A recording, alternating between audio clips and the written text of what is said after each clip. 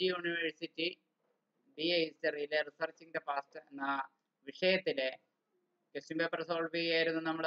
ഇപ്പോൾ നമുക്ക് ഇനി ചെയ്യാനുള്ളത് ക്വസ്റ്റ്യൻ നമ്പർ 12 2 മാർക്സിന്റെ ആണ്. ടെർഷറി സോഴ്സസിനെ കുറിച്ചാണ് ചോദ്യം. അതായത് തൃതീയ ഉറവിടങ്ങളെ കുറിച്ച്. നമ്മൾ റിസർച്ച് നടത്തുന്ന റിസർച്ചറെ സംബന്ധിച്ച് അദ്ദേഹത്തിന് ഡാറ്റ കളക്ട് ചെയ്യുന്നതിന് കുറെ സോഴ്സസ് ആവശ്യമാണ്. എവിടെ നിന്നാണ് തനിക്ക് ആവശ്യമായ പഠനത്തിന് ആവശ്യമായ വിവരങ്ങൾ ശേഖരിക്കുന്നത് എന്നത് പ്രധാനമാണ്. നേരിട്ട് ഫീൽഡിൽ നിന്ന് ഡാറ്റ ശേഖരിക്കുകയാണെങ്കിൽ അത് അത്തരത്തിലുള്ള ഉറവിടങ്ങളെ നമ്മൾ പ്രൈമറി സോഴ്സസ് എന്നാണ് പറയുന്നത്. ഒറിജിനൽ ഡോക്യുമെന്റുകളാണ് അവിടെ നമുക്ക് ലഭ്യമാവുക. ഡയറികൾ, ലെറ്ററുകൾ, speeches and other documents written at the time of the event. ആ സംഭവം നടന്ന ആ സമയത്ത് തന്നെ എഴുതപ്പെട്ട ഇതൊക്കെ പ്രൈമറി ഡോക്യുമെന്റുകളാണ്. അല്ലെങ്കിൽ നേരിട്ടുള്ള വ്യക്തികൾ അനുഭവം, ഫസ്റ്റ് ഹാൻഡ് ഇൻഫർമേഷൻ ഉള്ള ആളുകളുടെ വാമൊഴി ചരിത്രം, ഓറൽ ഹിസ്റ്ററി, ഇതൊക്കെ. ഇനി സെക്കൻഡറി സോഴ്സ് എന്ന് പറയുന്നത് നമുക്കറിയാം, ഇത്തരം കാര്യങ്ങളെ കുറിച്ച് പ്രിന്റഡ് മെറ്റീരിയൽ എന്തെങ്കിലും അവൈലബിൾ ആണോ ഹിസ്റ്റോറിയന് എന്നുള്ളതാണോ, എന്തെങ്കിലും മാഗസിനുകളിലോ ന്യൂസ് പേപ്പർ ആർട്ടിക്കിളായിട്ടോ ഒക്കെ. അങ്ങനെ ഹിസ്റ്റോറിക്കൽ ഈവൻസിനെ സംബന്ധിച്ച് പ്രിന്റഡ് മെറ്റീരിയൽ ഇറങ്ങിയ ബുക്സ് ആൻഡ് ആർട്ടിക്കിൾസ് ആണ്, അല്ലെങ്കിൽ ജേണലുകൾ, ബുക്ക് റിവ്യൂകളൊക്കെയാണ്.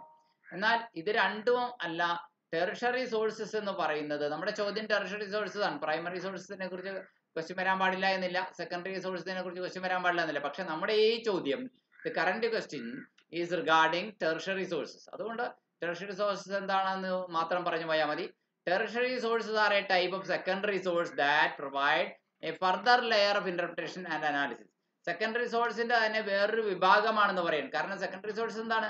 പബ്ലിഷ് ചെയ്തു വന്ന പുസ്തകങ്ങളിലോ മാഗസിനിലോ ന്യൂസ് പേപ്പറിലോ ഒക്കെ പബ്ലിഷ് ചെയ്തു വന്ന മാറ്ററാണ് അല്ലെ. അപ്പൊ അതിന്റെ ഒരു ഫർദർ ലെയർ ഓഫ് ഇന്റർപ്രിട്ടേഷൻ, ആ പുസ്തകം പ്രിന്റ് ചെയ്ത ആൾക്കാരുടെ വകയായിട്ട് ഒരു വിശകലനവും വ്യാഖ്യാനവും പഠനവും ഒക്കെ നടത്തി അവരുടെ ഒരു അഭിപ്രായ പ്രകടനവും ഒക്കെ കൂടി, വിശകലന പഠനവും ഒക്കെ കൂടി അതിനകത്ത് നടത്തിയിരിക്കുന്ന തരത്തിലുള്ളതാണ് ടെർഷറി സോഴ്സസ് എന്ന് പറയുന്നത്.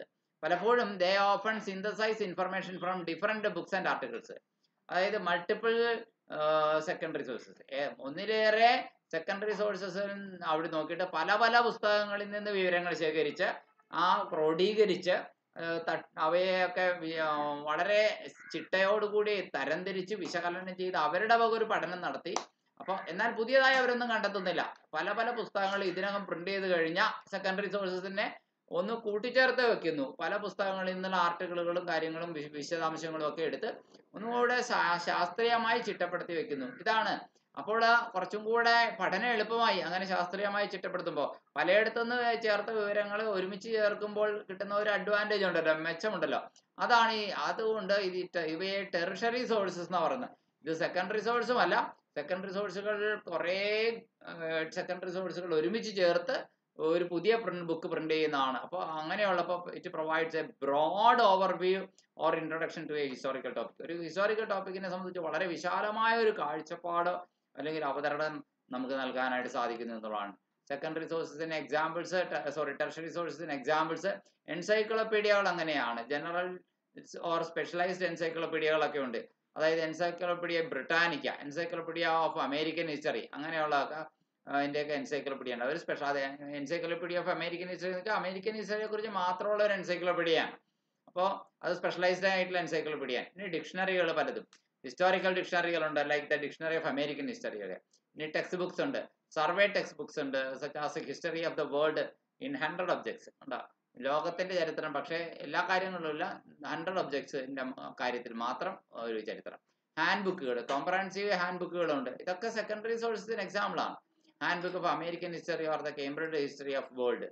ബിബ്ലിയോഗ്രഫികളുണ്ട്, annotated bibliographies which provide a list of sources with brief summaries of revaluations. ഇനി എന്താണ് ഈ ടെർഷറി സോഴ്സസിന്റെ സവിശേഷത? അത് പലത് കൂട്ടിച്ചേർത്തതാണ്, സിന്തറ്റിക് ആണ്. Tertiary sources synthesise information from multiple sources.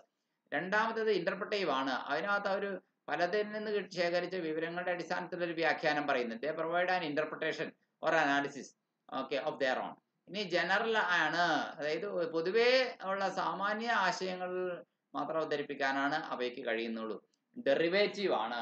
കാരണം ഒരു സെക്കൻഡറി സോഴ്സിനെ ബേസ് ചെയ്ത് പിന്നീട് അതിനോട്ടുണ്ടാക്കുന്ന തൽഭവങ്ങളായതുകൊണ്ട്, ഡെറിവേറ്റീവുകളായതുകൊണ്ട് അവരുടെ സ്വന്തമായ ആശയങ്ങളില്ല. എല്ലാം മറ്റേതോ പുസ്തകങ്ങളിൽ പ്രിന്റ് ചെയ്തു വന്ന ആശയങ്ങൾ കടമെടുത്ത് അതിൽ നിന്ന് മറ്റൊന്ന് ഉൽപ്പാദിപ്പിക്കുന്നതാണ്. അതുകൊണ്ടാണ് ഡിറൈവ് ചെയ്യുന്നത് കൊണ്ടാണ് ഡെറിവേറ്റീവ് എന്ന് പറയുന്നത്.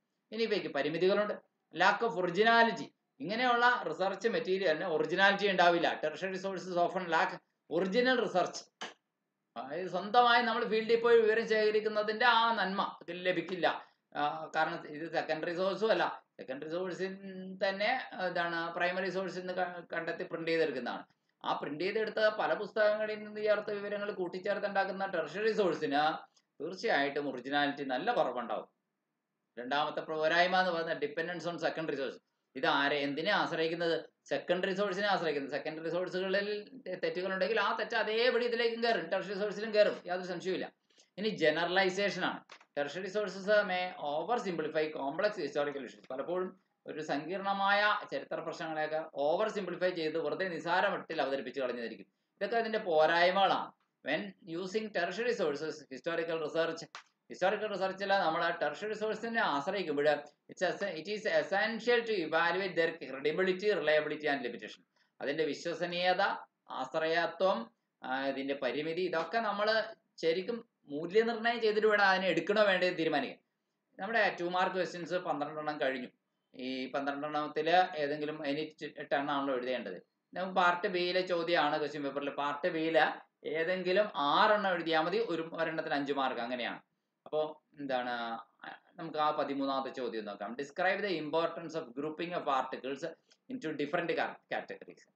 പല ആർട്ടിക്കിളുകളെ പല കാറ്റഗറിയായി നമ്മൾ തരംതിരിക്കുമ്പോൾ എന്താണ് അതിന്റെ പ്രാധാന്യം, എന്താണ് ഇപ്പോൾ എന്നുള്ളതാണ് ഉത്തരം. Grouping articles into different categories is crucial in historical research.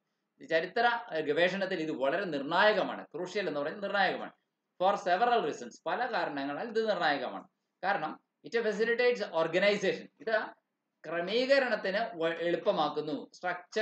Structures the റിസർച്ചിന് ഒരു ഘടന ഉണ്ടാക്കി കൊടുക്കാൻ ഇത് ഭരിക്കുന്നു. കാറ്റഗറൈസേഷൻ, അത് ഓരോന്നും തരംതിരിച്ച് അതതിന്റെ ഇനത്തിലും തരത്തിലും പെട്ടതിനെ വേർതിരിച്ച് സെപ്പറേറ്റ് ചെയ്ത് ഫിക്സ് ചെയ്യുന്നതിനാണ് കാറ്റഗറൈസേഷൻ എന്ന് പറയുന്നത്. It helps to organise the vast amount of historical data. വിശാലമായ അളവിലുള്ള ഹിസ്റ്റോറിക്കൽ ഡാറ്റാനെ ഓർഗനൈസ് ചെയ്യാൻ സാധിക്കുന്നു. Making it easier to navigate and analyse. Navigate ചെയ്യാനും അനലൈസ് ചെയ്യാനും അത് എളുപ്പമാവുന്നു എന്നർത്ഥം. രണ്ടാമത്തേത്, it identifies patterns and relationships. പാറ്റേണുകളും റിലേഷൻഷിപ്പുകളും അത് ഐഡന്റിഫൈ ചെയ്യുന്നു. Grouping articles reveal connections. ആർട്ടിക്കിളുകളെ ഓരോ ഇനത്തിൽപ്പെട്ടതിനെ തരംതിരിക്കുന്നതിലൂടെ എന്ത് വെളിപ്പെടുത്തുന്നു? ആ പല പാറ്റേണുകൾ തമ്മിൽ നിന്നുള്ള ബന്ധം നമുക്ക് മനസ്സിലാവുന്നു. പല ഇവന്റുകൾ തമ്മിലുള്ള ബന്ധം നമ്മൾ മനസ്സിലാകുന്നു. പല ആളുകൾ തമ്മിലുള്ള ബന്ധം മനസ്സിലാകുന്നു. ഐഡിയാസ്, ആശയങ്ങൾ തമ്മിലുള്ള കണക്ഷനും അതിന്റെ പാറ്റേണും ഒക്കെ നമുക്ക് മനസ്സിലാക്കിയെടുക്കാൻ സാധിക്കുന്നു. അപ്പൊ നമുക്ക് എന്നിട്ട് അതിന്റെ ഒരു പുതിയ ഫോർമേഷൻ, പുതിയ ഒരു ഓർഗനൈസേഷനിലെ ഡാറ്റ തന്നെ നമുക്ക് കൊണ്ടുവരാൻ സാധിക്കുന്നു. എന്തുകൊണ്ടാണ്? ഇവയെ ഇനം തിരിച്ച് തരം തിരിച്ച് അവതരിപ്പിച്ചത് കൊണ്ടാണ്. അപ്പൊ കാറ്റഗറൈസേഷൻ വളരെ പ്രധാനമാണ്. നമ്മുടെ ചോദ്യം എന്താണ്? കാറ്റഗറൈസേഷന്റെ പ്രാധാന്യം, ഡിഫറെന്റ് കാറ്റഗറീസ് ആയിട്ട് ആർട്ടിക്കിൾസിനെ അല്ലെ ലേഖനങ്ങളെയോ അല്ലെങ്കിൽ അതിലെ കുറിപ്പുകളെയോ തരംതിരിക്കുന്നതിന്റെ ഗുണം ആണ് പറഞ്ഞത്. Enhances analysis and interpretation. വിശകലനത്തിനും വ്യാഖ്യാനത്തിനും ഇത് എളുപ്പമാകുന്നു, മെച്ചപ്പെടുത്തുന്നു. Contextualises historical events. അതായത് ചരിത്ര സംഭവങ്ങളെ ഓരോ കോണ്ടെക്സ്റ്റിനനുസരിച്ച് അത് വ്യാഖ്യാനിക്കുന്നു. Categorisation provides context allowing researchers to understand the complexities and nuances of historical events. പല ചരിത്ര സംഭവങ്ങൾക്കും വളരെ സങ്കീർണതകൾ ഉണ്ട് അതിൻ്റെ ഉള്ളിൽ പറഞ്ഞു വരുമ്പോൾ. ഇത് ഗവേഷകന്മാർക്ക് അത് മനസ്സിലാക്കാൻ സാധിക്കുന്നു. അതിന്റെ ആ കോംപ്ലിക്കേറ്റഡ് ആയിട്ടുള്ള നേച്ചർ മനസ്സിലാക്കാനായിട്ട് റിസർച്ചർക്ക് സാധിക്കുന്നു. പലതിനും ന്യൂവൻസസ് ഉണ്ട്. ന്യൂവൻസസ് എന്ന് പറഞ്ഞു കഴിഞ്ഞാൽ എന്താർത്ഥം? പല അർത്ഥത്തിന് പല ഷെയ്ഡുകൾ ഉണ്ടെന്ന് അർത്ഥം. അതാണ് ന്യൂവൻസസ്. ഇനി അപ്പൊ അത് ഓരോ വാക്കിന്റെയും അർത്ഥത്തിന്റെയും ഷെയ്ഡുകൾ മനസ്സിലാക്കാനായിട്ട് ചരിത്രകാരന് സാധിക്കുന്നു എന്നുള്ളതാണ്. ഇപ്പോൾ കാറ്റഗറൈസേഷൻ കൊണ്ടുള്ള ഗുണമാണ്. ഇന്റർപ്രിട്ടേഷൻ എളുപ്പമാക്കുന്നു ചരിത്രകാരനെ. ഫെസിലിറ്റേറ്റ്സ് ഈ കമ്പാരിസൺ ആൻഡ് കോൺട്രാസ്റ്റ്. ആർട്ടിക്കിളുകളെ ഗ്രൂപ്പ് ചെയ്യുമ്പോൾ it enables researchers to compare and contrast different historical periods. പല ചരിത്ര കാലഘട്ടങ്ങളെ തമ്മിൽ കമ്പയർ ചെയ്യാൻ സാധിക്കുന്നു. പല ചരിത്ര സംഭവങ്ങളെ തമ്മിൽ കമ്പയർ ചെയ്യാൻ സാധിക്കുന്നു. പല ആശയഗതികളെ തമ്മിൽ കമ്പയർ ചെയ്യാൻ സാധിക്കുന്നു. ഇതൊക്കെ പോസിബിൾ ആവുന്നു എന്നുള്ളതാണ്. ഇനി it supports synthesis and drawing conclusions. എന്താണ് സിന്തസിസ് എന്ന് പറയുന്ന? കൂട്ടിച്ചേർക്കലാണെന്ന് ഞാൻ നേരത്തെയും പറഞ്ഞാണ്. പല ആശയങ്ങളെ കൂട്ടിച്ചേർക്കുമ്പോൾ എന്നിട്ട് അന്തിമ നിഗമനത്തിലേക്ക്, കൺക്ലൂഷനിലേക്ക് നമുക്ക് എത്തിച്ചേരാനായിട്ട് കഴിയുന്നു എന്നുള്ളതാണ് ഇതിന്റെ വേറൊരു ഗുണം. കാറ്റഗറൈസേഷന്റെ വേറൊരു ഗുണമാണ് categorization. Helps researchers identify recurring themes, ആവർത്തിച്ച് വരുന്ന തീമുകൾ എന്തൊക്കെയാണെന്ന് ഐഡന്റിഫൈ ചെയ്യാൻ പറ്റും. ആൻഡ് ട്രെൻഡ്സ്, ആവർത്തിച്ചു വരുന്ന ട്രെൻഡുകൾ എന്താണെന്ന് മനസ്സിലാക്കാൻ കഴിയുന്നത്. ഈ ആവർത്തനത്തിന്റെ കാലയളവും അതിന്റെ ട്രെൻഡും ഒക്കെ നോക്കിയാൽ നമുക്ക് ഒരു പാറ്റേൺ രൂപപ്പെടുന്നുണ്ടോ എന്ന് അറിയാൻ സാധിക്കും. വിച്ച് ഇൻഫോം ദെയർ കൺക്ലൂഷൻസ്, അത് തീർച്ചയായിട്ടും അവരുടെ കൺക്ലൂഷനെ തീർച്ചയായും സ്വാധീനിക്കും. രണ്ടാമത്, by grouping articles researchers can construct a cohesive nature. ആർട്ടിക്കിൾസിനെ ഗ്രൂപ്പ് ചെയ്യുമ്പോൾ ഒരു സമഗ്ര സ്വഭാവം ഉണ്ടാക്കാൻ കഴിയും. That integrates multiple perspectives and sources. വിവിധങ്ങളായ കാഴ്ചപ്പാടുകളെയും ഉറവിടങ്ങളെയും ഒക്കെ ചേർത്തുകൊണ്ട് ഒരു ടോട്ടൽ നരേറ്റീവ് ഉണ്ടാക്കിയെടുക്കാനായി, ഡെവലപ്പ് ചെയ്തെടുക്കാനായിട്ട് കഴിയുന്നു എന്നുള്ളതാണ്. ഇനി AIDS in verification and validation. ഇതിന്റെ വേറൊരു ഗുണം എന്ന് പറയുന്നത്, ആർട്ടിക്കിളുകൾ ഗ്രൂപ്പ് ചെയ്യുന്നതിന്റെ വേറൊരു ഗുണം എന്ന് പറയുന്നത്, നമുക്ക് വെരിഫൈ ചെയ്യാൻ എളുപ്പമാണ്. ഒരേ ഗ്രൂപ്പിൽപ്പെട്ട ആർട്ടിക്കിളുകളെ നമുക്ക് തമ്മിൽ കമ്പയർ ചെയ്ത് വെരിഫൈ ചെയ്യാൻ സാധിക്കും. ഏതിനേക്കാൾ കൂടുതൽ മെച്ചം നമുക്ക് അതിന്റെ വാലിഡേഷൻ, അതിന്റെ ആധികാരികതയെ സർട്ടിഫിക്കറ്റ് കൊടുക്കലാണല്ലോ വാലിഡേഷൻ എന്ന് പറയുന്നത്. അത് it ensures accuracy and reliability, അതായത് വിശ്വസനീയത ഉറപ്പുവരുത്തുന്നു. അങ്ങനെ പറഞ്ഞാൽ, ചുരുക്കി പറഞ്ഞാൽ, by grouping articles into different categories historical researchers can develop a deeper understanding of the historical events and context. ചരിത്ര സംഭവങ്ങളെയും സന്ദർഭങ്ങളെയും കൂടുതൽ ആഴത്തിൽ ആളുകൾക്ക് ചരിത്രകാരന് മനസ്സിലാക്കാൻ സാധിക്കുന്നു. രണ്ട്, identify patterns and relationship that inform their analysis. അവരുടെ വിശകലന പഠനത്തിന് സഹായകരമാകുന്ന ആ സംഭവങ്ങളുടെ ഒരു കാലഘട്ടങ്ങൾ കൂടുമ്പോഴുള്ള ആവർത്തനവും അതിന്റെ പാറ്റേണും അവ തമ്മിലുള്ള ബന്ധങ്ങളും ഒക്കെ തിരിച്ചറിയാൻ കഴിയുന്നു. Construct A comprehensive and accurate narrative. എല്ലാം ഉൾക്കൊള്ളുന്ന ഒരു നെറേറ്റീവ്, അല്ലെങ്കിൽ വളരെ കൃത്യതയും സൂക്ഷ്മതയുമുള്ള ഒരു വിശദ വിവരണം, അത് കൺസ്ട്രക്ട് ചെയ്യാനായിട്ട് റിസർച്ചർക്ക് കഴിയുന്നു. നാലാമതായിട്ട്, ensure the reliability and validity of the research findings. അവരുടെ റിസർച്ച് ഫൈൻഡിങ്സിന്റെ വിശ്വസനീയതയും വാലിഡിറ്റി എന്ന് പറഞ്ഞാൽ അതിന്റെ ആധികാരികമായത് പരിശോധിച്ച് ഉറപ്പുവരുത്തിയതിനാണ് വാലിഡിറ്റി എന്ന് പറയുന്നത്. ഇതൊക്കെ നമുക്ക് ഉറപ്പുവരുത്താൻ കഴിയുന്നു എന്നുള്ളതാണ്. 14ാമത്തെ ചോദ്യം ഇതാണ്, differentiate analytical and descriptive type of research. Analytical റിസർച്ചും ഡിസ്ക്രിപ്റ്റീവ് ടൈപ്പ് റിസർച്ചും രണ്ട് ടൈപ്പ് റിസർച്ചാണ്. എന്താ ഡിസ്ക്രിപ്റ്റീവ് റിസർച്ചും അനാലിറ്റിക്കൽ റിസർച്ചും തമ്മിൽ വ്യത്യാസം എന്താണ് എന്ന് പറയാമോ? ഇതാണ് നമ്മുടെ ചോദ്യം. അപ്പോൾ ഇൻ ദ ഹിസ്റ്റോറിക്കൽ കോണ്ടെക്സ്റ്റ്, ചരിത്രപരമായ സന്ദർഭത്തിൽ പറയുമ്പോൾ, analytical research and descriptive research differ in their approaches. വിശകലനാത്മക ഗവേഷണവും അതുപോലെ തന്നെ വിവരണാത്മക ഗവേഷണവും രണ്ടും രണ്ട് കാര്യങ്ങൾ. സമീപന രീതി മാറ്റമുണ്ട്, ലക്ഷ്യങ്ങളിൽ മാറ്റമുണ്ട്, മറ്റേത് മെത്തഡോളജിയിൽ രീതിശാസ്ത്രത്തിലും മാറ്റമുണ്ട്. ആദ്യം ഡിസ്ക്രിപ്റ്റീവ് റിസർച്ചിനെ കുറിച്ച് നോക്കാം. It focuses